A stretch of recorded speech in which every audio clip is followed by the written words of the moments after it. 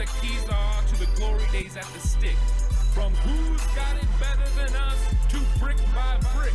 It's always the 49ers way, from off-season to game day. Yeah, we talk back. It's the 49ers Cutback.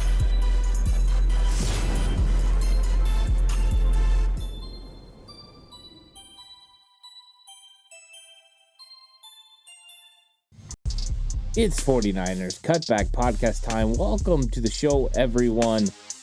Time to talk about rebuilding the 49ers and how exactly do they do that? Well, it's a step-by-step process. And a lot of people want to go straight to free agency, straight to the draft, start making decisions, who's gone, who's going to stay. But it's a lot more nuanced than that for the 49ers. For Kyle Shanahan and John Lynch, it's got to start with evaluation, because before you can move on from a said player or coach or even a scheme or idea, you have to evaluate where it went wrong, where it went right, and then try to put the best pieces together.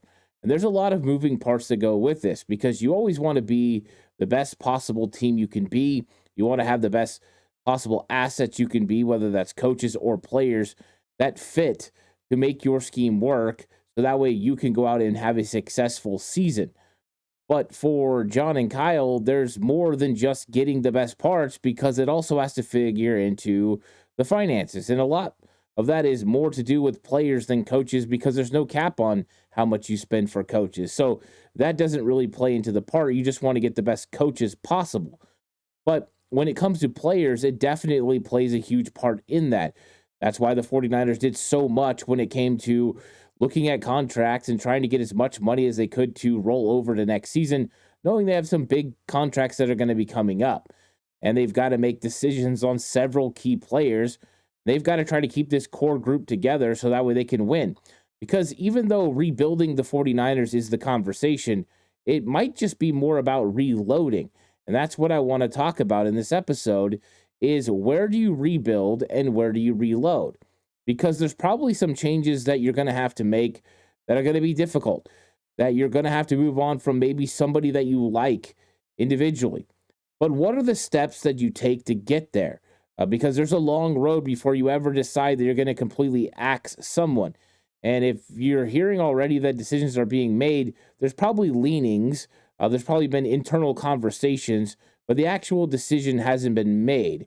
And one thing I found very interesting was Matt Miyoko said on his podcast that when he talked to Kyle Shanahan after the post-game interview, the game against Arizona Cardinals, that he asked Kyle, when's the next time we're going to hear from you? Because they always do a John Lynch, Kyle Shanahan, GM head coach interview where they give you kind of a summation of what happened during the season and where they plan on going the offseason and moving forward. And Kyle Shanahan said, do I have to do it tomorrow? And Matt Miyoko said, no, I don't believe that's a rule. And then Kyle Shanahan said, it'll probably be later this week, because Kyle has decisions that he has to come to. So he wants to make those decisions before he talks to the media about the decisions that he's made. And it would be not very smart on his part to talk about them before he ever made them. So the Kyle Shanahan's going to be in that train of thought right now. And we're going to go through exactly what's going to get Kyle to making those decisions and what those decisions are going to be early on in the offseason, which starts this week. It starts really today. It's going to be a crazy offseason. But I would like to thank you all for coming by. Please like and subscribe to the channel if you haven't already. If you're listening audio platform, 49ers Cutback on Believe Network, please give it a 5-star rating. And if you're going to bet with Bet Online. Bet Online continues to be the world's most trusted betting platform and your number one source for online betting. From the earliest odds to in-game live betting, Bet Online provides you with all the action and the ability to watch the games as they happen. With the largest selection of odds on everything from football, the NBA, and college basketball, to NHL to UFC. Head to Bet Online today and don't forget to use the promo code BELIEVE, that's BLEAV, for your welcome bonus on your first deposit. Bet Online, the game starts here. And of course, there's going to be a lot of playoff bets. You're probably going to want to get in on that. Even if you're a 49er fan, everyone's going to be watching the playoffs. It's going to be a lot of fun. Now, Kyle Shanahan's not going to be worried about the playoffs. Kyle Shanahan is going to be worried about rebuilding his team. And what do they do first? Well, one of the first things they do is players are going to come in and they're going to want to clean out their lockers and they're going to move on to the next step of their offseason, which is usually take time off. But before they ever get there, they're going to meet with position coaches. They're going to have conversations with them. They're going to talk with their teammates, but also they're going to have exit interviews. And Kyle Shanahan is going to talk to the players and he's going to get a feel for what they thought in the season. What were some things that they thought that went well, some things that they feel like they need to work on, maybe some things they want to see get better with the organization or with their usage this season. And Kyle Shanahan is going to be frank with them about the things that he saw on film, the things that were related to him from position coaches, and where exactly those players need to get better during the offseason. They're also going to check in with the training staff and find out the things that they need to continue to work on. So there's a complete process that these players are going to be going through over the next 24 to 48 hours as they wrap up this season, which isn't over yet. They have meetings, they have exit interviews, they have a lot of things that they still have to do before any decisions are made. Now, when it comes to players, the players' decisions are going to come a lot further down the road and not too far because the 49ers do have some time this season, a little bit longer than most. Most of the time, they're playing deep into January or even into February, as like last year, and there was a quick turnaround. The 49ers organization has some time now where they can kind of take some time on this process. But Kyle wants to wrap up the exit interviews because he wants to start formulating an idea of what they're going to do with this roster, but also what they're going to do with this coaching staff, which is the first step in rebuilding the 49ers, is getting the coaching staff exactly how you want it to be. And Kyle Shanahan's going to have to make some tough decisions with a couple of coordinators that could potentially be on their way out. Well, one of the ways that you're going to decide if those guys are on their way out is, yes, you've been making mental notes. You've been paying attention throughout the season, but you're also going to hear from your players. You're going to hear from Fred Warner and Nick Bosa in a closed setting where they can speak frank with you and give you their actual honest opinion on not just their position coaches, the teammates around him, but also the coordinators who are calling and pulling the strings.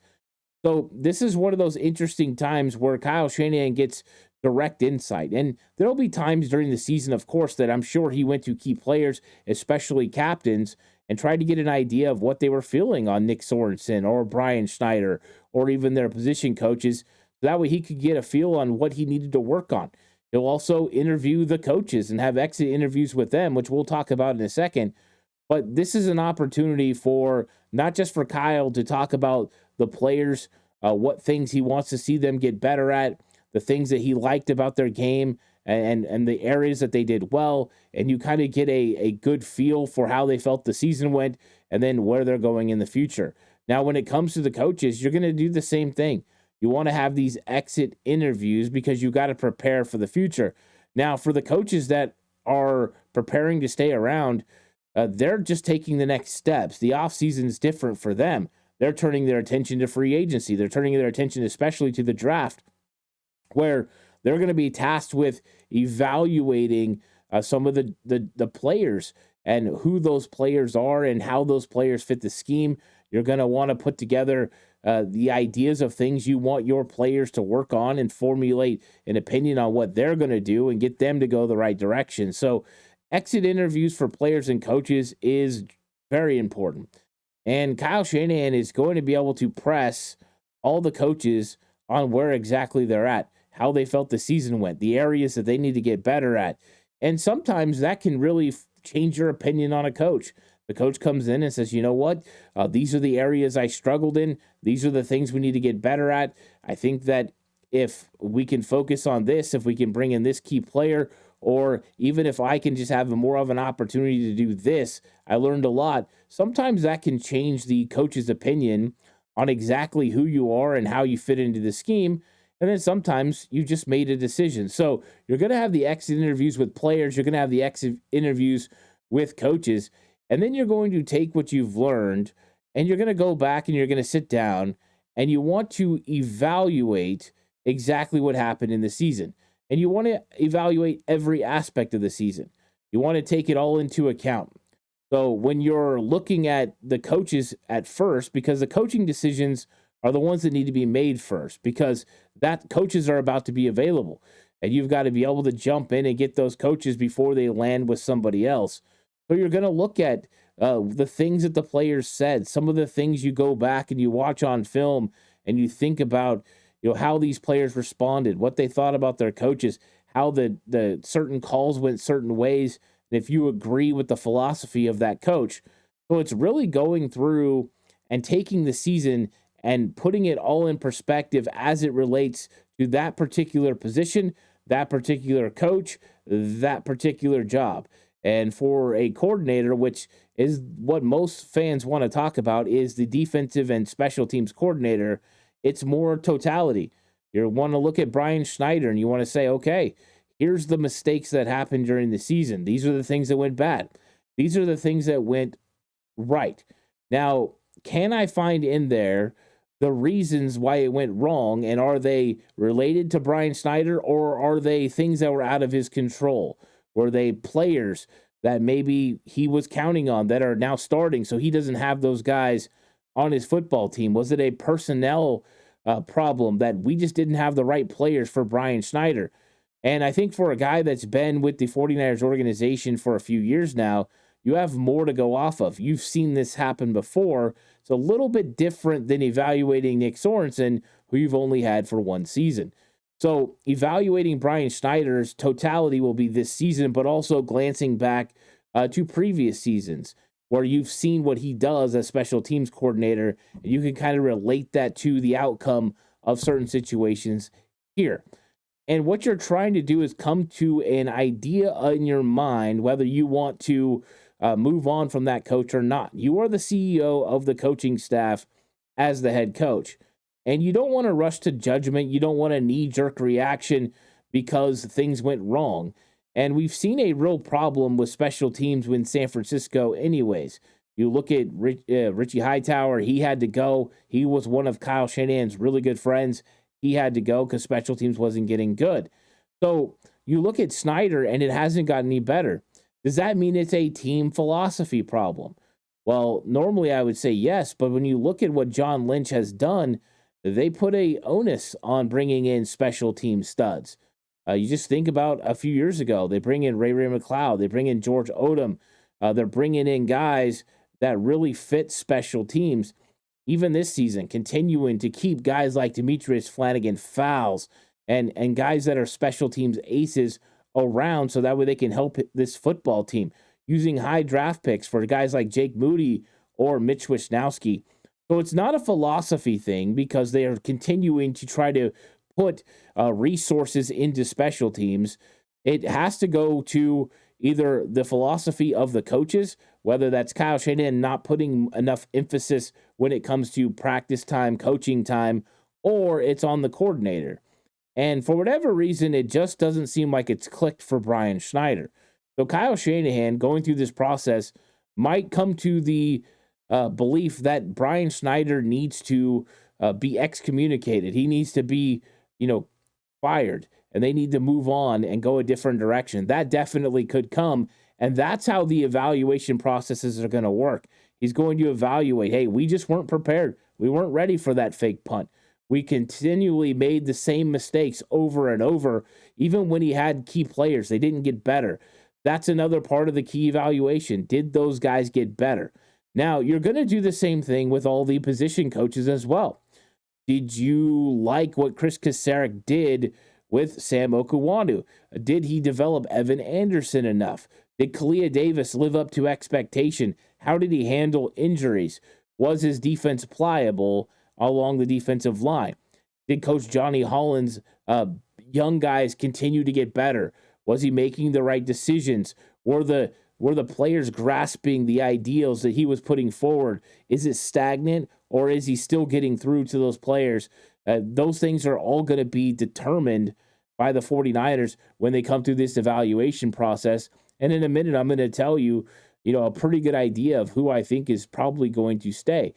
But then you're going to talk to John Lynch because you want to get his idea as well. John Lynch is going to be doing the same sort of things when it comes to evaluations. Kyle Shanahan's going to make the ultimate decision because this is his coaching staff and he makes decisions when it comes down to it. But getting another perspective is always very important. And I think John Lynch, because of his unique kind of makeup and the fact that he's been not just in the front office, but also been a commentator and been in a lot of locker rooms and been in a lot of coaches' meetings and heard what they had to say, but also a player who understands what expectations are from coaches to players. He also will have some opinions on what happens. And you talk it out and you try to figure out what is the best direction to go for your football team. Is there another candidate out there that maybe you prefer? Is there an internal candidate that maybe you'll prefer that you need to talk to and potentially get an idea if they could help your football team? Now, I think when it comes to special teams, I'm not so sure that there is a guy that you really want to step in place of Brian Schneider. I think you're going to have to go outside of the organization to find somebody that can do that. But when it comes to defense, I think there are a couple of guys right away that are going to get your interest. I think number one, Daniel Bullocks was a guy that the Kyle Shanahan interviewed last year, another internal candidate that I think that he feels very high about. You're talking about a guy that's the defensive passing game specialist and also the defensive backs coach. And the secondary had a pretty good season, especially the cornerbacks. So he's a guy that they definitely like. So he would be a guy I think they would be interested in potentially to be a defensive coordinator. The other one would be Brandon Staley. So if they're deciding to move on from Coach Nick Sorensen, Brandon Staley was assistant head coach with an emphasis on defense. You would think now with him being in the scheme for a full year, he would have an understanding of what they want to do, how Kyle Shanahan wants defense approached in San Francisco, and he can move forward. But it also could mean if you move on from Nick Sorensen, you're also moving on from Brandon Staley and you're wanting to go outside the organization. If that's the case, if there's somebody out there that you really like, you might decide to go that direction. And there's a guy like Jeff Ulbrich, who is the defensive coordinator for the New York Jets. He took over as the interim head coach during this season once Robert Saleh was fired. He could be a easy option for the 49ers, and they might decide to go that direction. And having a conversation with Jeff Ulbrich once he's available, having a conversation with a guy like Robert Saleh, I know a lot of people want Robert Saleh to return to San Francisco, and I'm not opposed to it. I just don't know if it makes sense for Saleh and his future endeavors in the NFL and becoming a head coach again, reuniting with Kyle Shanahan. I don't know if Kyle Shanahan wants to reunite with Robert Saleh. Does he think that Robert Saleh's defense, the way it was in 2020, would be enough? Has Robert Saleh grown enough in what he wants to do on defense to fit the 49ers' new style of defense? Taking it back to the straight cover three with a four-man pass rush might not be what they want, and I don't think that's the evolution of defense in the NFL. So those are some conversations he would have to have. Now, you have to be careful with those conversations. I think with certain people, you could definitely be trusted if you're reaching out to people about possibly being defensive coordinator without making a decision on Nick Sorensen and Brandon Staley. That could get kind of dicey. But you also don't want to go ahead and fire one of those guys or fire both of those guys and not have somebody potentially ready to fill the role. So Kyle Shanahan's got a lot to do once he meets with John Lynch. He's got to decide which defensive coordinator he thinks that he would like. If he feels like he has a good opportunity to get one of those guys, then he could move on from Coach Nick Sorensen, potentially move on from Brandon Staley, or just decide to move on from Sorensen and say, hey, whoever comes in, you're going to work with Brandon Staley. And as long as that was something that you felt could work, then you could just move forward. But he'll also continue to evaluate the other coaches in the room as well. And I think that there are plenty of names that could end up staying, some that could end up going. But that's the first step, is figuring out what you're going to do with your coordinators. And that includes passing game coordinator, run game coordinator like Chris Foerster. You're going to evaluate him as well. Has he done a good enough job? And I think that when it comes to Chris Foerster, this is a guy that's been with Kyle Shanahan for a long time. And I think that Kyle probably has a very good feeling from him. I think Brian Schneider and Nick Sorensen are the guys who are the most up in the air. The other guy, that could potentially just have a opportunity to move on is offensive passing game specialist Clay Kubiak, which it was revealed that Clay Kubiak actually called the game. This last game against the Arizona Cardinals, it wasn't Kyle Shanahan calling offense, but Clay Kubiak who called offense the same way he did during the preseason. Kyle Shanahan just revealed to Jennifer Lee Chan and to Matt Mayoko that he waited to say anything because if something went bad, the play calling didn't work out. He didn't want all that pressure on Clay Kubiak, but he felt like it went well, and I think it did go pretty well for the 49ers. Josh Dobbs breaking his career record in passing yards, and overall the offense moved pretty well, where you had Patrick Taylor break his career mark as well. So I think Clay Kubiak's a guy that could draw interest around the league, especially since his brother Clint Kubiak became offensive coordinator in New Orleans last season. So that's kind of some of the things the 49ers are going to be doing. You talk to those possible coaches, and then you have to make decisions on coaches. And that's the tough part. Because I know it's easy for people to sit back and say, you know what, Brian Schneider hasn't done the job. He hasn't done hasn't been good. Or Nick Sorensen hasn't done a good job in this year that he had as defensive coordinator. But the truth is, Kyle Shanahan not just knows these guys as coaches, but knows them as individuals, knows them as men, as human beings that have families, and there are residual effects to these decisions being made. And of course, you've got to make tough decisions when you're a head coach.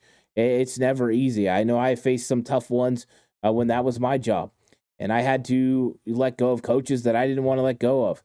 I had to make decisions that I didn't want to make, but that's what you're tasked to do as a CEO of a football team. And Kyle Shanahan's going to have to do that. And he's going to have to go to Brian Schneider and let him know what that decision is. These guys are professionals and they know how it goes. And they know that results are the key for you to be able to stay on the football team or to have to move on. And so Kyle Shanahan's going to go to Brian Schneider and make a decision. Now, a little insight, I said this last week on the Red and Bold show that I do believe Brian Schneider is probably going to be relieved of his duties and the 49ers are going to go make a move at special teams. And depending on who's available out there, this could be a huge move. The 49ers need to get drastically better at special teams. And it needs to come from an emphasis from Kyle Shanahan. That's something that he's got to do. But it's also got to be a coach that is going to reinvigorate this special teams, that is going to have a really tedious approach to make sure everything is right. So that way they make the right decisions. They've got to be forward thinking. They need to be aggressive. And I think that could be a huge change for the 49ers when it comes to special teams. I don't think Brian Schneider's the answer. I think we've seen enough of Brian Schneider. There's a bill of work where we haven't seen it get better. I was hoping this was going to be the year they got better, but it did not happen. And I think Kyle Shanahan will relieve Brian Schneider of his duties. I just don't think he lived up to the expectations that they were hoping. Even though he had a very good track record in his time in Seattle, it just didn't materialize in his time here in Santa Clara with the 49ers. Now, when it comes to Nick Sorensen, Matt Mayoko said 3 weeks ago he felt that Nick Sorensen was probably still going to be with the 49ers next year. He has now reversed course and said he doesn't believe Nick Sorensen is going to be there. Last week on the Red and Bold show, I said I believe Nick Sorensen was still going to be here. I think that number has went down a little bit for me, and I think that now it's more of a toss-up, whether he's back in San Francisco or not. We know that Nick Bosa and Fred Warner have said it's not Nick Sorensen's fault, but it might have less to do with Nick Sorensen and more to do with the available coaches that could be out there. And if you feel more comfortable, if you're a Kyle Shanahan, and there's a better option out there, you always go make that change. And you can't run the risk of Nick Sorensen not working out. So I think that there is a possibility that the San Francisco 49ers could go ahead and move on and terminate the deals with both Brian Schneider and Nick Sorensen. And if they do so, they will look outside the organization, I feel, to fill both roles. And that would be a little bit interesting. We've seen them go outside the organization for special teams before. When they brought in Brian Schneider, but somebody that Kyle had coached with at UCLA, so familiarity. When it comes to Steve Wilks, They went outside the organization. He lasted one season. So if Kyle Shanahan decides to move on from Coach Nick Sorensen, it will be the 49ers' third defensive coordinator, and actually be their fourth defensive coordinator in 4 years. D'Amico Ryans in 2022, Steve Wilkes in 2023, Nick Sorensen in 2024, and then whoever that is in 2025. That's not exactly stability. So I understand if he needs to make the decision, but I wonder what conclusion he's going to come to when he gets to the end. Yes, Nick Sorensen had some real struggles this season in his first year as defensive coordinator. How much will Brandon Staley stick up for him? That's going to be a question that I hope we hear. And Kyle understands defense, so I'm curious exactly where he stands on it too. I would not be shocked for this to go either way, and Sorensen to be gone or for Sorensen to stay. I think the momentum right now is pushing for Sorensen to be gone. With that being said, he does fit what the 49ers want, a guy who understands the system and wants to keep it the way it is. So that makes sense. But did Kyle Shanahan see enough of him improving as a play caller, improving as a leader, to think that next year he could turn it around? That's going to be the key to this whole thing. And so I think that Kyle Shanahan's got a tough decision to make. I think Brian Schneider's probably almost been made. I'm sure they want to, dot their I's and cross their T's before they determine for sure Brian Schneider's going to be gone. They need to locate a replacement and get the ball rolling on that. And then I think when it comes to Nick Sorensen, I think they're going to want to talk to Jeff Ulbrich. I think they're going to want to talk to Robert Saleh, and we'll see who else is available out there as well. But they're going to want to make sure they get the right guy. And let's remember, last year they were talking to the Kansas City Chiefs after the Super Bowl about a trade for their defensive coordinator. So the 49ers aren't against improving. And this is what I've always said. You can like somebody. You can like a coach. You can like a player. And you can think they fit nice. But if something comes around that's better and you can upgrade the position no matter where it's at, if it's a coach or it's a player, you do it. Because you are only as good as the players or the coaches that you have access to. And so I think if the 49ers feel that Jeff Ulbrich or Robert Saleh will be an upgrade over Nick Sorensen, which I'm sure everyone watching this will believe, then they may potentially move on. And it might not just be that Nick Sorensen was terrible, but it could just be that, you know what, he's just not as good as the other guys who are available at the position. So it's going to be something interesting. I think the 49ers are going to make some key movement here in the next week, and probably Thursday or Friday, the way that Kyle Shanahan was discussing with Matt Miyoko and Jennifer Lee Chan, we're going to have a opportunity to hear from Kyle Shanahan and John Lynch about the decisions that they've made.